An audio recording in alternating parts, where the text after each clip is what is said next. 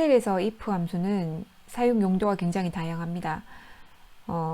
근데 이제 ITQ 시험에서는 그 if 문제가 좀 한정되어서 나옵니다. 그래서 if의 가장 기본적인 방식만 아시면 나머지는 약간의 응용만 있으면 얼마든지 사용할 수 있기 때문에 이 시간에는 if의 기본적인 사용 방법을 예를 가지고 한번 공부해 보도록 하겠습니다. 일단 if 문제를 풀어보기 위해서 먼저 평균을 하나 구해 볼 건데요. 간단하게 average 함수를 가지고 평균을 먼저 구하고요.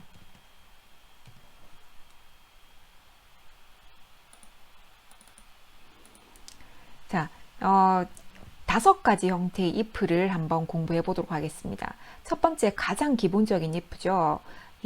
평균이 10만 이상이면 합격, 아니면 불합격. if는요, 제일 먼저 로지컬 테스트라고 해서 질문이 들어갑니다. 여기서 질문은 뭐냐면 평균이 10만 이상이냐고 물었거든요. 그러면 첫 번째 평균, 바로 옆에 있는 이 평균이 우리가 이제 여기에 평가가 이 사람이 합격인지 아닌지는 어떻게 알 수 있죠? 이 평균을 보면 알 수 있죠. 그러니까 이 평균을 가지고 크거나 같냐? 10만.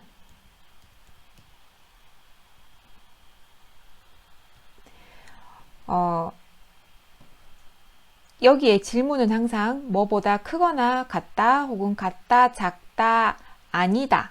뭐 그런 식의 질문이 들어갑니다. 자, 질문이 끝났으니까 쉼표. 이 질문에 대해서 참이면 value if true라고 해서 참의 결과를 씁니다. 자, 숫자는 따옴표를 붙이지 않지만 문자는 따옴표를 붙입니다. 합격.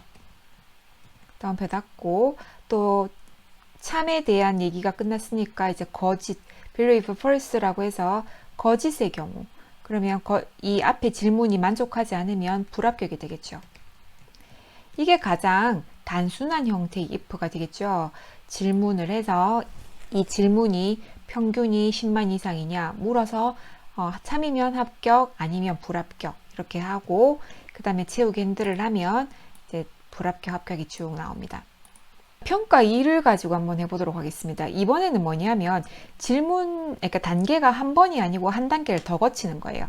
자, 그래서 문제가 이렇게 단계를 2번, 3번 거치는 거는 앞에 거랑 똑같아요. 자, 제일 먼저 한번 쭉 적어 보겠습니다. 자, 만약에 첫 번째 질문이 뭐냐면 평균이 이번에는 14만 이상이면 우수. 자, 14만 이상이냐 라고 물은 거죠. 그러면 평균이 이번에는 14만 이상. 자, 맞으면 우수. 자, 아까 1번의 경우는 그렇지 않으면 불합격이었는데 이번에는 아니면이란 말은 없지만 14만 이상은 아니고, 그 다음에 그러니까 이 앞에 질문에 대한 그 결과가 참이 아니고 거짓이라면, 자, 그러면 지금 거짓을 쓰는 자리잖아요. 여기서 질문이 또 들어가는 거예요. 그러니까 14만 이상은 아닌데 그럼 10만 이상이냐? 자, 이 말은 14만보단 작지만 10만 이상이다 라가 포함이 되어 있겠죠. 자, 똑같이 씁니다. if. 등호는 제일 앞에 함수 앞에만 쓰고요. 여기에서는 그냥 if로 바로 들어갑니다. 자, 똑같이 질문을 씁니다. 또 평균이 10만 이상이냐? 맞으면 통과. 이것도 아니고 저것도 아니면 빈칸이라고 했으니까 빈칸. 자, 괄호를 앞에 한 번, 2번 열었으니까 한 번 더 닫고 한 번 더 닫아요. 2번을 닫습니다. 사실 마지막 괄호는 닫지 않고 엔터를 쳐도 자동으로 닫히긴 합니다. 자, 그런데 색깔을 보시면 이렇게 빨간색, 그 다음에 여기에 검은색 괄호가 이렇게 있습니다. 중첩 if라고 하죠. 그러니까 다시 말하면 평가 2번 같은 문제의 경우는 그냥 쭉 달아서 쓰면 됩니다. 평가 1보다 길어서 그렇지 쓰는 방법은 똑같습니다. 자, 평가 2가 그렇고요. 평가 3은 사실 평가 1과 같은 문제인데요. 평가 1과 평가 2의 다른 점은 뭐냐면 평가 1은 평균이, 그러니까 아까 우리가 앞에 G4에서 구해놨던 G4에서 구해놨던 이 89,000이란 평균을 그대로 썼고요. 평가 3은 별도의 평균 구했는 셀을 쓰지 않고 여기서 바로 평균을 구하는 거죠. 1월과 2월의 평균을 직접 구해서 그것이 10만 이상이면 양호 아니면 재평가 이렇게 들어가는 거예요. 자, 이것도 똑같습니다. if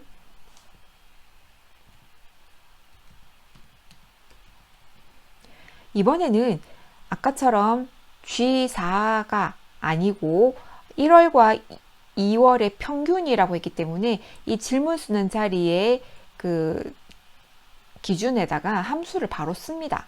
자, 평균 구한 함수가 average였죠. average 1월과 2월의 평균. 요까지가 1월과 2월의 1월 실적과 2월 실적의 평균이가 되겠죠. 자, 이 평균이 얼마? 10만 이상이면 양호.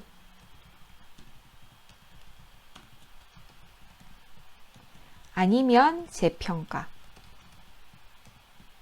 그리고 괄호를 닫고 엔터 치면 이렇게 나옵니다. 여기에는 이 세모가 붙은 게 오류라기보다는 혹시 뭐 너 잘못한 거 아니야 하고 경고 같은 의미입니다. 왜 이 경고가 떴냐 하면 사실 앞에 데이터가 이만큼 있는데 앞에 두 개만 썼기 때문에 너 혹시 앞에 그 하나 빠져먹은 거 아니야? 한번 다시 확인해봐 하고 경고처럼 나온 거예요. 그래서 이 경우에는 뭐 잘못한 게 아니니까 그냥 오류 무시를 눌러주셔도 되고 사실 그대로 두셔도 상관은 없습니다. 근데 보기에 좀 별로 좋지 않으니까 블럭을 씌운 상태에서 여기에 화살표를 누르셔서 오류 무시를 눌러주시면 이게 사라집니다. 자, 평가 4로 넘어가 보도록 하겠습니다. 자, 1월 실적이 10만 이상이고 2월 실적이 10만 이상이면 통과 아니면 빈칸. 가끔 이제 평가 2번 문제와 평가 4번 문제의 차이가 뭐냐고 묻는데요. 평가 2번의 경우는 if를 두 번 씁니다. 왜냐하면 평균이 14만 이상이면 우수. 여기서 if 한 번이 끝이 났어요. 이 질문 하나에 대한 3일대 결과. 그런데 평가 4의 경우는 질문 자체가 두 가지가 있어요. 이 두 가지를 다 만족해야 통과가 되는 거죠. 그러니까 if에서의 질문이 두 개가 되는 거죠. if 자체가 이런 if의 덩어리가 두 개가 아니고 if 안에서의 처음에 질문을 두 가지가 다 만족을 해야 통과 아니면 빈칸인 거죠. 그래서 이 두 가지의 조건이 있는데 우리가 아까 if를 써봤을 때 앞에만 한번 적어 보겠습니다. if 일단 1월 실적이 10만 이상이고 까지 한번 적어 보겠습니다. 1월 실적이 10만 이상이고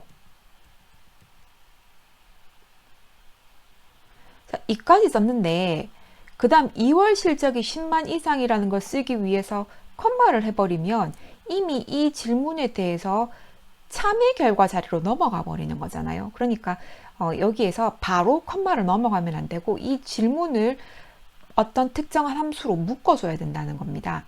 그때 필요한 것이 바로 AND 함수입니다. 그래서 여기도 역시 앞에다가 적어줘야겠죠. AND를 가지고 질문 두 개를 한꺼번에 적어주는 거죠. 첫 번째 질문은 1월 실적이 10만 이상이냐? 그 다음에 두 번째 질문은 2월 실적이 10만 이상이냐? 해서 괄호를 닫으면 이것은 아직 질문 자리예요. 그죠? 로지컬 테스트 아직 질문 자리예요. AND로 이 질문 두 가지를 한 덩어리로 묶은 거죠. 그래서 이렇게 컴마를 찍으면 이제 value if true로 넘어갑니다. 그 다음에 통과, 그 다음에 빈칸 이렇게 쓰면 문제가 끝이 납니다.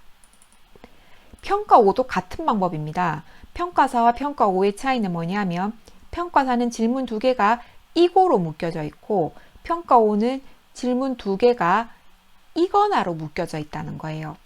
그거의 차이 말고는 4번과 5번은 쓰는 방법이 똑같습니다. 자, 이고를 AND로 했으니까 이거나는 OR로 하면 되겠죠. 그래서 if 자, 질문 두 개를 쓰기 위해서, 그런데 이거나라고 했기 때문에 이거나라는 질문 두 개를 쓰기 위해서는 or 해서 첫 번째 질문이 1월 실적이 10만 이상. 그 다음에 3월 실적이 10만 이상.